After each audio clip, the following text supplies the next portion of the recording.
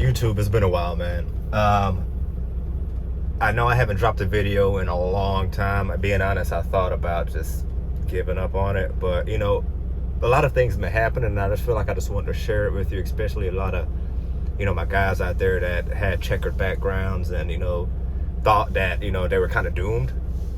But you know, here I am. I'm 34 years old. I just turned 34. I'm gonna say this year. Well, of course, this year. And you know, I got in trouble when I was 16 years old. Ended up getting out of the situation when I was 20. Was put on, I was out on parole, and then I completed parole. Then I was on house arrest.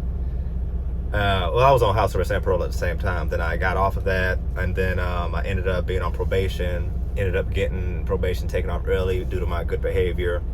Then I got put on non-report, so you know, everything was going good for me. But you know, I still had this record on my background, and you know, here I am, 34, got locked up at 16, and you know, how many years is that?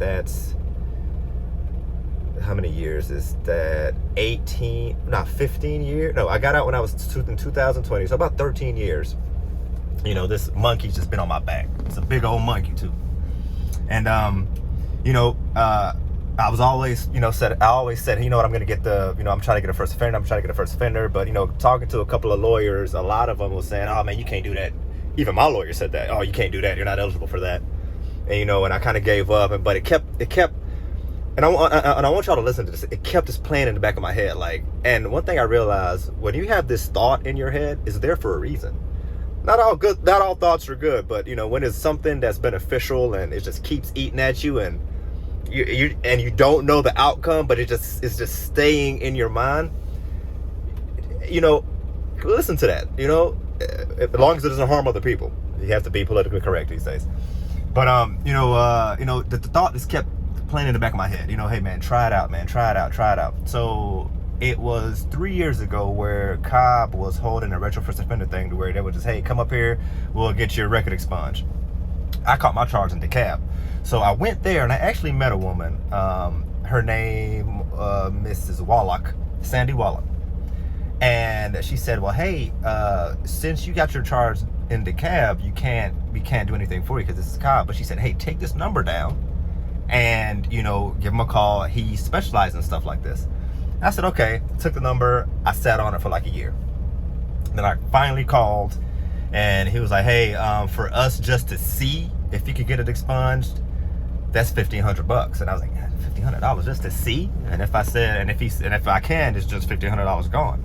So I sat on it for a year, but it kept playing in my mind. It kept just playing in my mind, man. And I said, you know what? Screw it.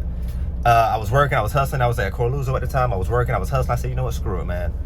I'm gonna just try it out. So I paid the 15, and he said, well, look, there's a 15 retainer, and he said, you know, we're just gonna see it. The paperwork is 78, and it depends. It may be an extra 25 or extra $1,500 to complete it. So I paid the 15, paid for the paperwork, and then he said, hey, the remainder will be an extra 15. I said, all right, cool.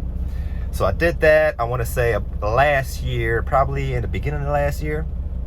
And last Friday, man, if I tear up, don't judge me, man. But last Friday, I got an email saying, hey, congratulations. The court has decided to grant you the retro first offender.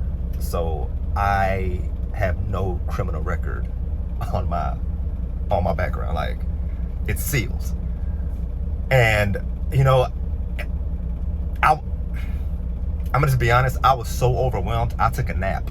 I went to sleep. I said, man, I have to sleep this off, because it was just so much going through my mind, man. And I always felt, nothing really held me back when I got out of prison. You know, I still was able to do what I kind of wanted to do. I kind of still have my passport. So, you know, when this, I always felt like, man, no matter what I do, though, I'll still have this on the back of my record. And it affected me in a certain way where, you know, I couldn't have firearms, or, you know, I couldn't really go out the country. And, you know, even if it was a job that I went after, they'll say, hey, man, even when trucking, I tried to work at a company, a booper, and they turned me down. They said, hey, you have a criminal record, we can't hire you.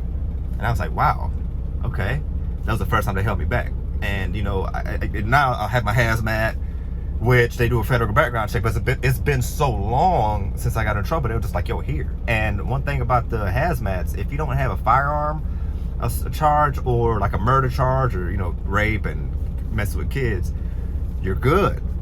And that's to all my other brothers that's trying to get into hazmat, man. Look, don't, just because you got a record, man, just try it, man. And that's like, that's the moral of this video, man. Try it, dude. Like, but they hit me up and say, hey, man, your record's been sealed. I have no record right now.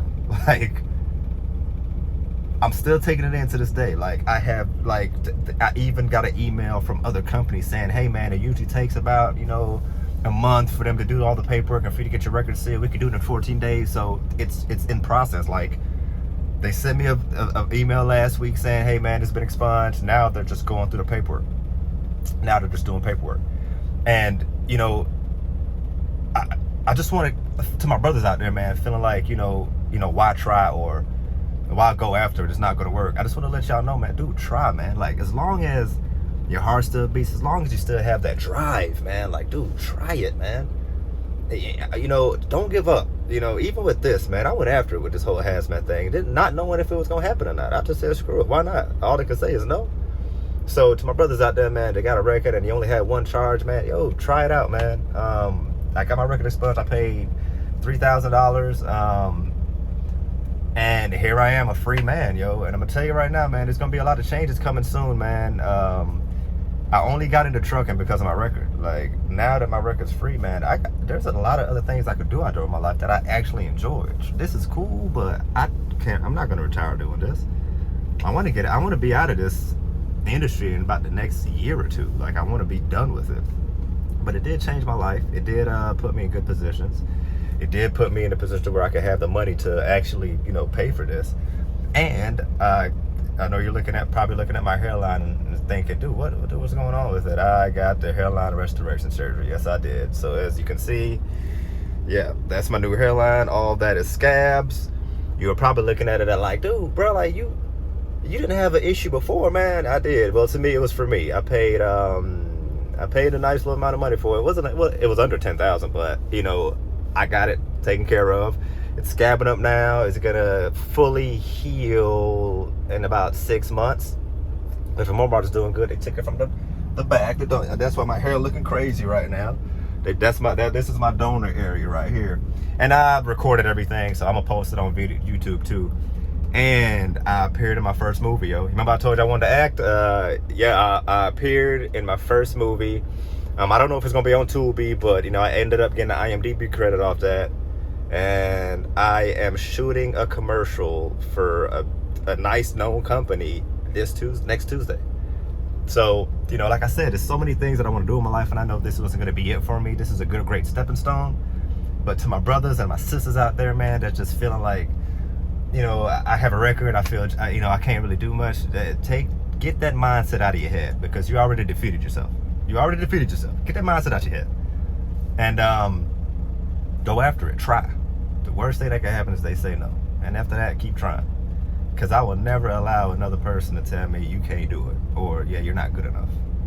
My people, you are good enough. More videos to come. I'm going to start doing these videos again. I've been just working on my camera equipment. Going to acting class, dealing with that. I'm still in school for cybersecurity. And, yo, thank y'all for watching. Peace.